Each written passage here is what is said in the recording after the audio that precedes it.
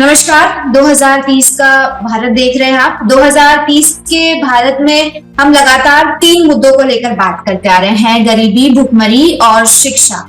भारत देश को लेकर एक लक्ष्य लेकर चल रहे हैं और इन तीनों ही मुद्दों पर हम लगातार नए नए चेहरों से बात करते हैं।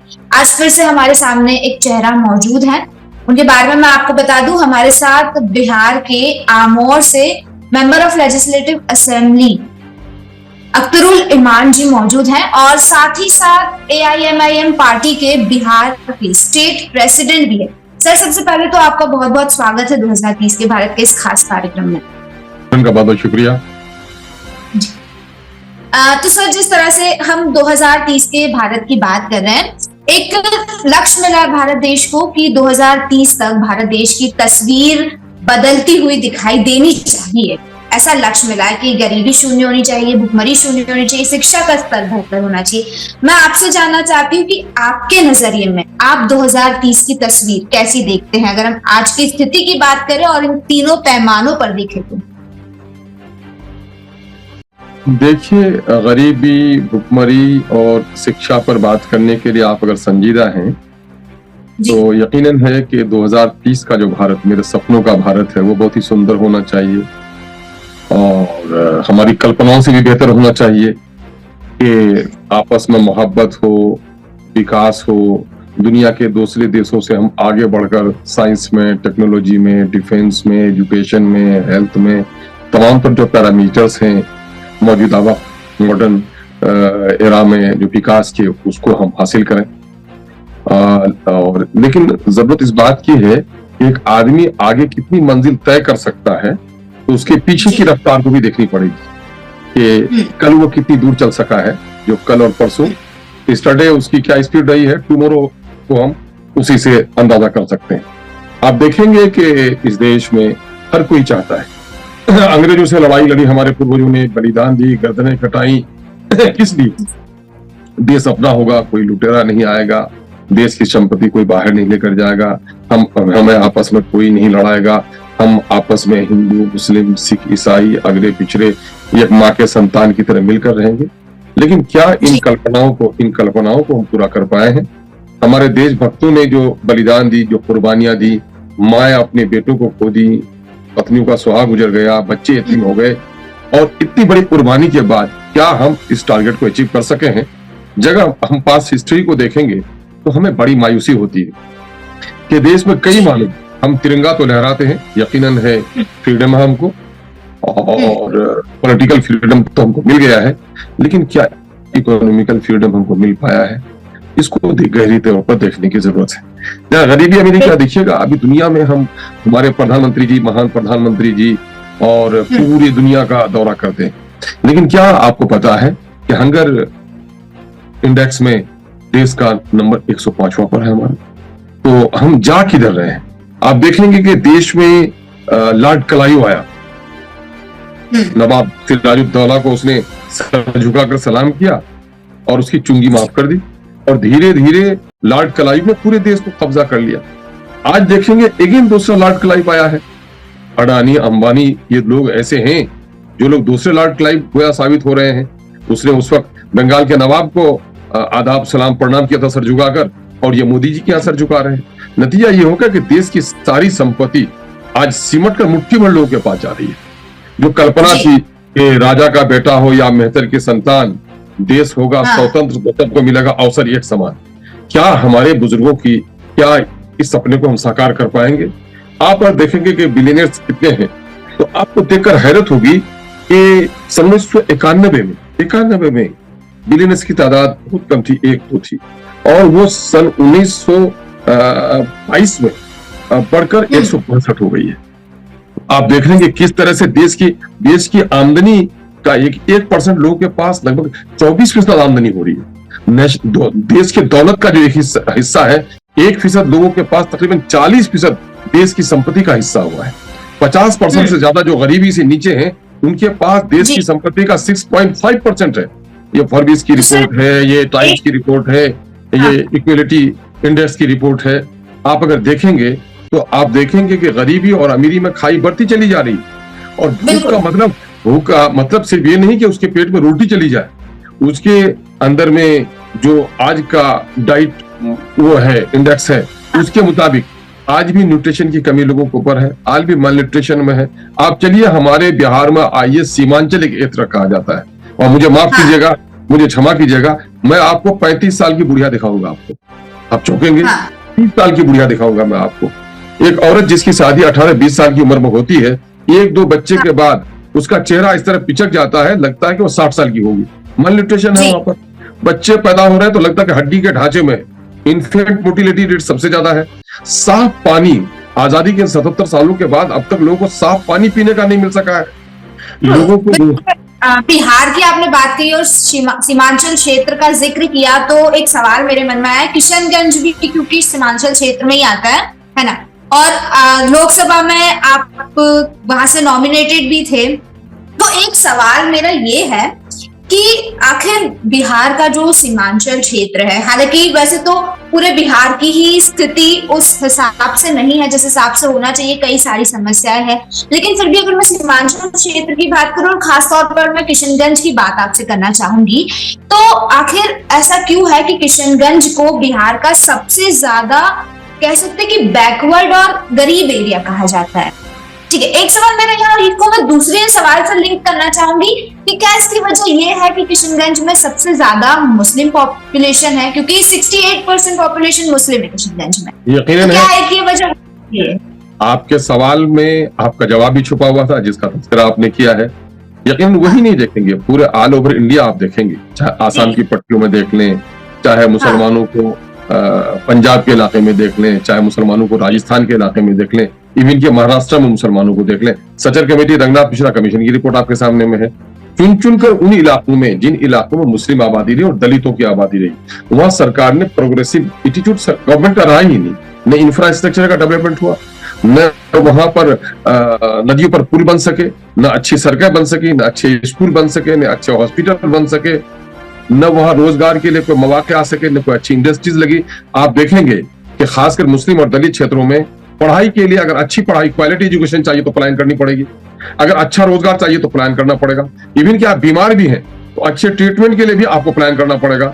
ये सारी दुश्वारियां हैं। अभी देखिए, रिसेंटली बिहार में आई है जाति आधारित गणना की रिपोर्ट। नीतीश जी तो बीजेपी को वहां पर बैठा दिए, घर घर तक पहुंचा दिए, और वहां हिंदू और मुसलमानों की मोहब्बत को खत्म करने के लिए जहर बो दिए, लेकिन गलती से काम कर गए। जिस दिन उनकी अनबन चल रही थी भाजपा वालों से, तो उन्होंने कहा कि नहीं, इस कमंडल से लड़ने के लिए मुझको मंडल का सहारा लेना पड़ेगा, तो उन्होंने जाति आधारित गणना करा दी। जाति आधारित गणना की रिपोर्ट आई मैडम, अभी आई है, तो सुनकर लोगों के आंसू बहेंगे कि उसी बिहार में जिसकी आबादी 13 करोड़ हो गई है, अगली जाति के लोगों को उनके आबादी के अनुपात में जो उनका एक्चुअल शेयर होता है उससे 2 गुना, 3 गुना और 4 गुना अधिक नौकरियां मिली है। जिनका शेयर 25,000 नौकरी का होता था उनको 1 लाख मिला है, जिनका 58,000 का होता था उनको 1,87,000 मिल रही है। मैं एक बात बता रहा हूँ, मेरी बात सुन लीजिए। लेकिन वही दलितों की आबादी वहां पर 2 करोड़ 56 लाख है, सबसे बड़ी आबादी उनकी है, और 30% आबादी है। उनकी नौकरी में शेयर होनी चाहिए 4,11,000, 2,91,000 नौकरी मिली, 1,10,000 नौकरी उनकी चली गई। माइनॉरिटी का, मुस्लिम माइनॉरिटी का की आबादी वहां पर 2 करोड़ 31 लाख है, यानी कि 18% है। नौकरियों में हिस्सेदारी उनकी होती है 3,68,000, सिर्फ उनको 1,73,000 नौकरी मिली और लगभग 1,95,000 नौकरी उनकी चली गई। जिनकी 1,95,000 नौकरी चली जाएगी 3,68,000 में, गोया 40% नौकरी उनको मिल पाई और लोगों को 3 गुना 4 गुना मिल पाई। तो क्या आप इक्वलिटी इसको कहेंगे? क्या बराबरी कहेंगे? क्या समानता कहेंगे? देश की आजादी का मूल मंत्र तो यही था कि देश में समानता होगी, गरीबी और अमीरी की दूरियां खत्म की जाएंगी, हिंदू और मुसलमानों में प्रेम होगा। हर तरफ आप देख रहे हैं कि हर तरफ लॉ एंड ऑर्डर का फेलियर है। मजहबी जुनून के जरिए से यहाँ पर सत्ता पर विराजमान लोग हो रहे हैं। एजुकेशन का मामला हो या भुखमरी का मामला हो या गरीबी से निजात का मामला हो, मैं एक बात साफ कहता हूं, जिस मुल्क में अमन होगा, शांति होगी, पीस होगा, वहीं पर विकास हो सकता है। लेकिन पीस मेंटेन नहीं हो सकता है जब तक कि वहां का जुडिशियल सिस्टम, वहां इंसाफ नहीं हो, न्याय जब तक नहीं होगा। जहां पर न्याय होगा वहीं पर शांति का वृक्ष उगेगा और वहीं पर विकास के फूल खिलेंगे। जिस देश में शांति नहीं होगी वहां न बाहर से लोग आएंगे, इन्वेस्टर्स क्यों आएंगे? विदेश के इन्वेस्टर्स क्यों आएंगे आपके यहाँ? आप आगे क्यों बढ़ेंगे? हर जगह मंदिर और मस्जिद का झगड़ा है। मंदिर, मस्जिद, गुरुद्वारे सब आबाद रहने चाहिए, लेकिन वो धर्म के ही हवाले छोड़ो। लेकिन ये मुल्क तो सेक्युलर है, सब मिलजुल कर राष्ट्रता की भावना के साथ इस राष्ट्र के विकास के लिए काम करो। लेकिन आप देखेंगे कि आज भी बाबा साहब भीमराव अंबेडकर का दिया गया संविधान, और उसमें उसने कहा था कि डायरेक्टिव्स में ये भी था कि लोग भूखमरी से निजात पाएं, शराबबंदी हो, इस मुल्क में गरीबों के मुकदमात लड़ने के लिए सरकार पैरवी करे। देख रहे हैं इन मुद्दों पर सरकार बात कर पा रही है। इंदिरा गांधी के जमाने में कहा गया कि गरीबी हटाओ, और लोग जब गरीबी नहीं हटी, और आज भी ये हुकूमत कह रही है कि साहब हम 80 करोड़ लोगों को अब वो दे रहे हैं, चावल दे रहे हैं, खाना दे रहे हैं, तो शर्म नहीं आती है कि आप कहां ले जा रहे हैं मुल्क को? मुल्क को ले जा कहां रहे हैं? मुल्क में यकीनन है साइंस की का, टेक्नोलॉजी का, इंडस्ट्रीज का डेवलपमेंट विकास हुआ है, लेकिन इस विकास की आमदनी का बड़ा हिस्सा जो सामंतवाद है, जो फ्यूडल्स हैं, जो एरिस्टोक्रेट्स हैं, जो सरमायादार हैं, कैपिटलिस्ट हैं, उनके पास जा चुका है। गरीबों की हालत अत्यंत दयनीय हो गई है। इसलिए हम कैसे कल्पना कर सकते हैं? हम तो चाहते हैं कि 2030 में आप देखना चाहते हैं भारत को एक सुंदर, मैं तो चाहता हूं कल मेरा भारत अच्छा बन जाए। सिर्फ जरूरत इस बात की है।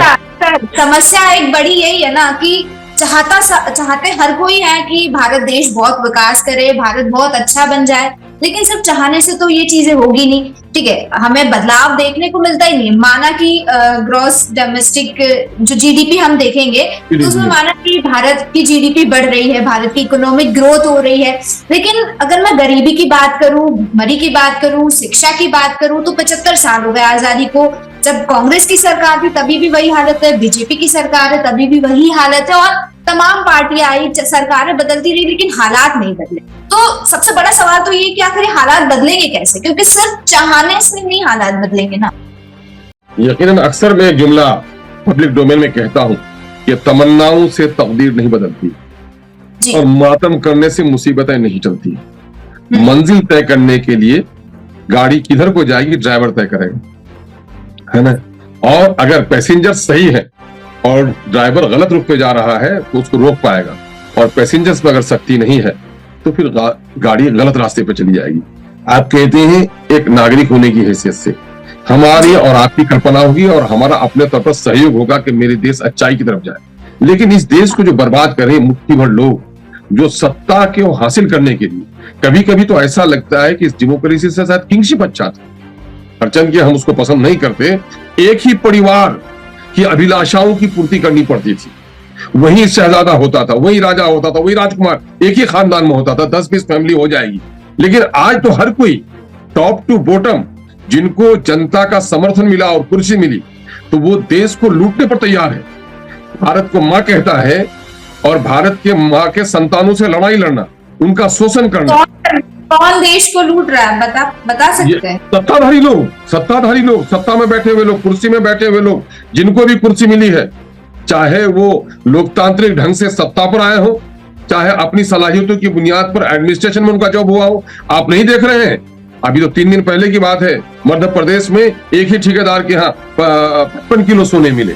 आप यकीन दौलत, ये जो धनपशु लोग हैं, ये जो धनपशु लोग हैं इस मुल्क में, मैं बहुत खेद के साथ मुझे कहता हूं कि भारत देश की आजादी से पहले हिंदू, मुस्लिम, सिख, ईसाई, अगड़े, पिछड़े, गोरे, काले सब लड़ रहे थे भारत के लिए।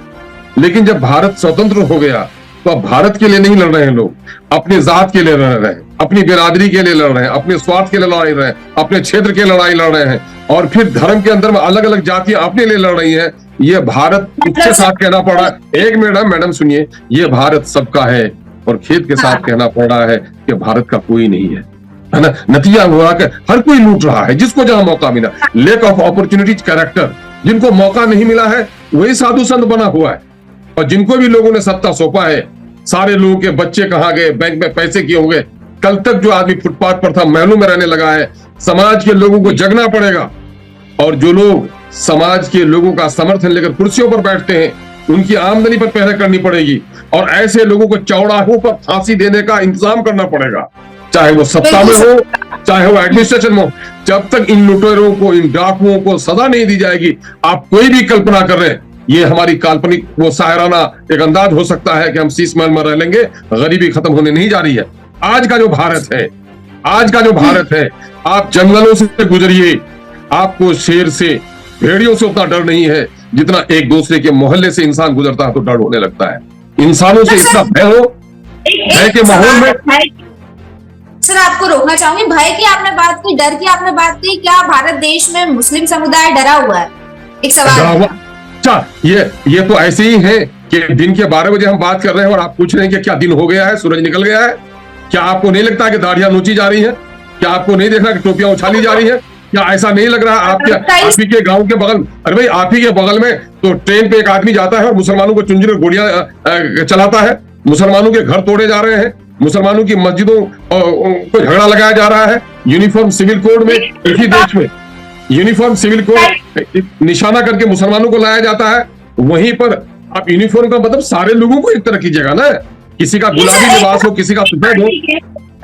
मेरी बात सुनिए, एक तरफ दूसरी पार्टी के जो लोग हैं और भी कई सारे लोग हैं, वो तो कहते हैं कि बाहर के मुल्कों में जाके देख लो, बाहर के मुल्कों में जो माइनॉरिटी कम्युनिटीज है उनके साथ जिस तरह का बर्ताव होता है वो बहुत भयावह स्थिति है, उसके मुकाबले भारत देश में ऐसा कुछ भी नहीं है। मैंने पड़ोसी का बेटा प्रमुख जो मोहन भागवत है उनका बयान किसी प्रोग्राम में। क्या मैडम आप ये कहेंगी कि मेरा बेटा तो घर में शराब पीता है, पड़ोसी का बेटा तो गली में पीता है, गली वाले से अच्छा है? ये नहीं हो सकता है। इस दुनिया में भी किसी भी महजब सभ्य समाज में अगर माइनॉरिटी पर और कमजोर पर जुल्म होता है तो उसकी जितनी भी हो उसको कंडम करना चाहिए। मैं उसका कभी भी उसकी मजम्मत करनी चाहिए। ये कोई सभ्य समाज का नहीं है कि कमजोरों पर कोई जुल्म करे। मैंने अक्सर कहा है कि भारत को मां मानने वालों, यकीनन है कि आप आदर और सम्मान से अपने कन कन से प्रेम करते हो तो यकीनन साधुवाद के पात्र हो, लेकिन जानते हो जिसको माँ कहते हो, माँ अपने सारे बच्चों को एक दृष्टि से देखती है और माँ का जो कमजोर बच्चा होता, बीमार होता है, माँ उससे अधिक प्यार करती है और ये चाहती है कि मेरा जो सबल बेटा है, मेरा जो सेहतमंद बेटा है, वो मेरे गरीब बेटे की पैरवी करे, उसकी खातिर करे।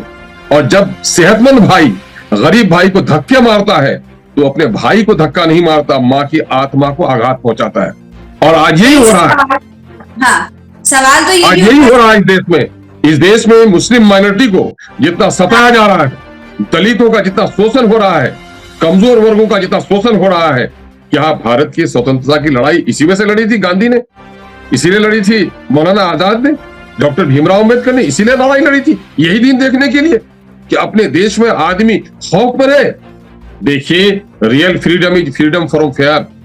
जब तक आप खौफ से, जब तक भय से आपको मुक्ति नहीं मिलेगी, तब तक ऐसी आजादी का क्या माना है? ऐसे हम अपनी आजादी से मोहब्बत करते हैं, लेकिन मौजूदा जो भय का वातावरण हो गया है और लोग जाति और धार्मिक उन्माद फैलाकर जो लोग सत्ता पर जा रहे हैं, ऐसे लोगों के रहते हुए हम 2030 के भारत को कभी सुंदर, कभी सभ्य, कभी भूखमरी से निजात पाने वाला शिक्षित भारत की कल्पना नहीं कर सकते हैं। शक्ति भी, सुख भी, शांति भी भक्तों के गीत में है, इस देश के वासियों की मुक्ति प्रीत में है।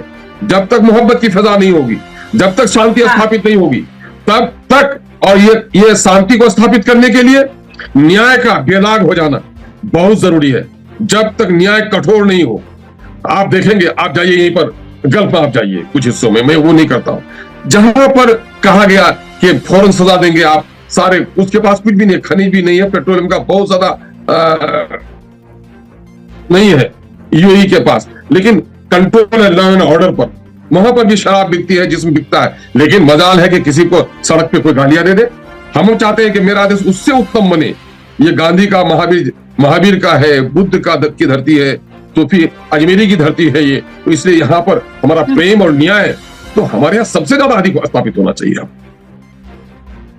और इसकी न्याय को स्थापित किए बगैर 2030 क्या 2060 के भारत को भी हम अपने टारगेट को अचीव नहीं कर पाएंगे। जो गोल हमने तय किया है कि भूखमरी से और निरक्षरता से हम 2030 तक वो पा जाएंगे।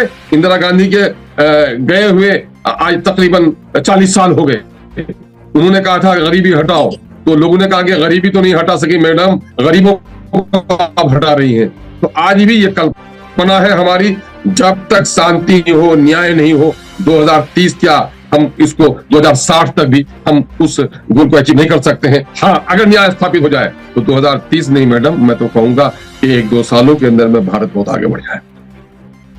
न्याय कैसे स्थापित कैसे होगा, सवाल है ये। चलिए, न्याय कैसे स्थापित होगा, क्योंकि सत्ता में तो वही पार्टी है लोग भी वही है, पार्टियां भी वही है, तरीका भी वही है, न्याय स्थापित होगा कैसे? एक साहब ने बड़ी अच्छी बात कही कि समाज कभी भी चोर उचक्कों से नहीं बिगड़ता। समाज का बुद्धिजीवी वर्ग जब जब बिगड़ जाता है, बहक जाता है, निष्क्रिय हो जाता है, समाज बिगड़ जाता है।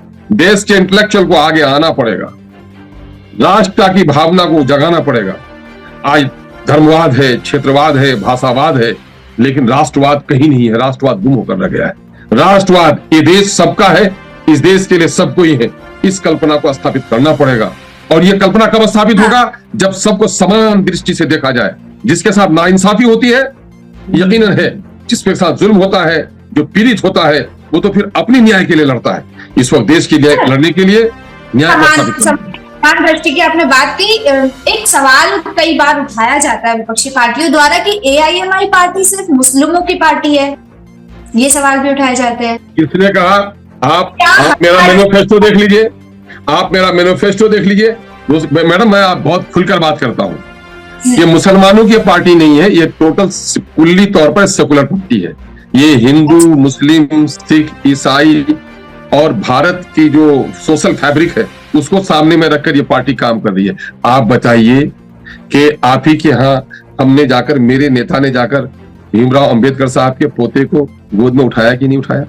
आप देख लीजिए, ग्रेटर हैदराबाद में यहाँ का मेयर दलित को हमारी पार्टी ने बनाया कि नहीं बनाया?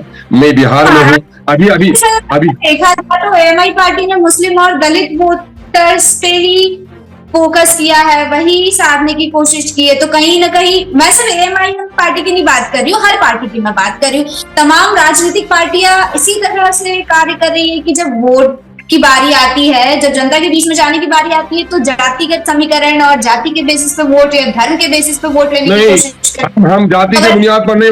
मैडम सुनिए, इस देश में सबसे ज्यादा शोषित और पीड़ित कोई है तो वो माइनॉरिटी के लोग हैं, वो दलित लोग हैं, वो पिछड़े लोग हैं और फॉरवर्ड कास्ट के भी जो गरीब लोग हैं। हम उसकी वकालत भी करते हैं। हमने जात और धर्म को पार्टी का एजेंडा नहीं बनाया है, लेकिन एक बड़ी चालाकी के साथ इस मुल्क की दूसरी सो-कॉल्ड सेकुलर पार्टियों के साथ मुसलमान जाकर के काम करे तो ठीक है, लेकिन किसी पार्टी का अगर हेड, अगर उसका लीडर मुस्लिम हो जाए तो कोई बर्दाश्त करने के लिए उसको तैयार नहीं है। हमारे साथ यही हो रहा है।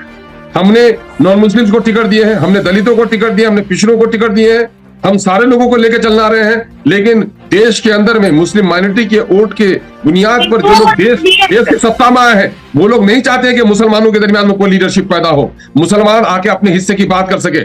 आप बात करती हैं, मैं मुसलमानों के बारे में, दलितों के बारे में बात करता हूँ। एक माँ के 4 बच्चे हैं, लेकिन जो बच्चा सबल है, सेहतमंद है, माँ नहीं, जो बीमार है, माँ उसके बारे में ज्यादा फिक्र करती है। मेरे आंख में चोट लगती है, मैं हॉस्पिटल जाता हूँ और मैं कहता हूँ, डॉक्टर साहब मेरी आंख जा रही है। इसका मतलब नहीं कि नाक मेरी नहीं है, इसका मतलब नहीं कि बाजू मेरे नहीं है। अरे आंख में चोट लगी है, मैं इसलिए आंख चिल्ला रहा हूँ, क्योंकि सबसे ज्यादा इंसाफी अगर हुई है। आप देख ले, टाडा में, कोटा में गिरफ्तारी किन की हुई? जितने भी लगभग 40,000 इस मुल्क में कम्युनल राइट्स हुए, उसमें 90% नुकसान मुसलमानों का हुआ है। आप देख रहे हैं मुसलमानों के नौजवानों का 20-20 साल टाडा कोटा में जेल में रहा है और बेकसूर वो निकल के आया है। आप देख रहे हैं, चाहे भागलपुर में हो, चाहे गोधरा में हो, चाहे आपका वहीं आपके बाजू में ही बंबई के में हो, तो आप देखेंगे कि जो फसादात हुए हैं उसमें ज्यादा नुकसान मुसलमानों का हुआ है। सरकारी नौकरी में आज सेंट्रल जॉब्स में हमको 3%, 4% भी हिस्सा नहीं दे रहे हैं। पार्लियामेंट में मेरी आबादी के हिसाब से मोर देन 80 मेंबर्स होने चाहिए थे लोकसभा में। हमारे 20-25 से आप आगे पहुंचने नहीं दे रहे हैं। हमारे बच्चों को पुलिस में आप बहाल नहीं कर रहे हैं। हमें कारोबार और ठेला लगाने नहीं दे रहे हैं। आप बीफ को एक्सपोर्ट कीजिएगा,